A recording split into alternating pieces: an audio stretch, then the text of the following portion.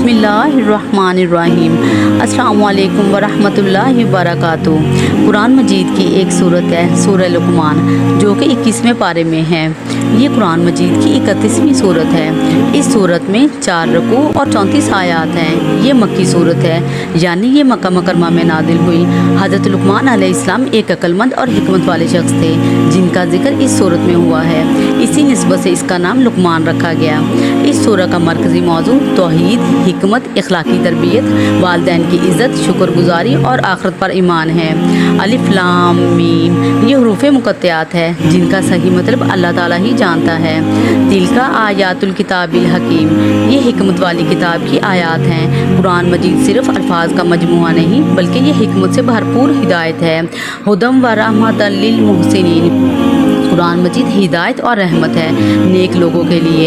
अल्लज़ीना युक़ीमूनस्सलाता व युअतूनज़्ज़काता व हुम बिल आखिराति हुम युक़िनून।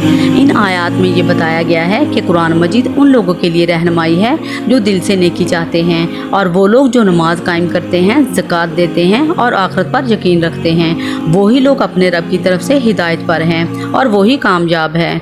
नमाज, ज़कात और आखिरत पर ईमान ये ईमान की बुनियादें हैं, जिनसे इंसान फलाह पाता है। सूरह लुक़मान में दुनिया की फ़ानी हकीकत और अल्लाह सुब्हानहू व तआला की तख्लीक की निशानियाँ बयान की गई हैं। इस सूरह मुबारका में तौहीद की तलकीन की गई, और इस सूरत में हज़रत लुक़मान ने अपने बेटे को नसीहत की कि अल्लाह सुब्हानहू व तआला के साथ हरगिज़ शिरक ना करो, क्योंकि ये बहुत बड़ा जुल्म है। इस सूरह में वालिदैन की खिदमत और उनके साथ नरमी से पेश आने का कहा गया है।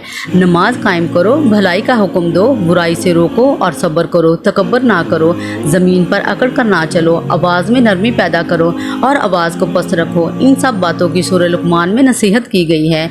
इस सूरत में ये बताया गया है कि अल्लाह सुब्हानहू व तआला ने आसमान बग़ैर स्तूनों के पैदा किए, ज़मीन में पहाड़ गाड़ दिए। ये सब निशानियाँ हैं, मगर अक्सर लोग नहीं मानते। कायनात की हर चीज़ अल्लाह सुब्हानहू व तआला की कुदरत का सबूत है, मगर इंसान गफलत में है। शिरक इंसान को अल्लाह सुब्हानहू व तआला की रहमत से महरूम कर देता है।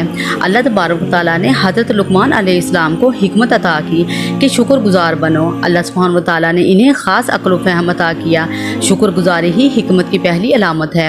इस सूरह में अल्लाह सुब्हानहू व तआला की नेमतों का जिक्र किया गया है कि क्या तुमने नहीं देखा कि अल्लाह सुब्हानहू व तआला ने ज़मीन और आसमान की नेमतें तुम्हारे लिए मुसख्खर कर दी हैं। अल्लाह तबारक व तआला की नेमतें बेशुमार हैं, उन पर गौर व फिक्र करो और शुक्र अदा करो।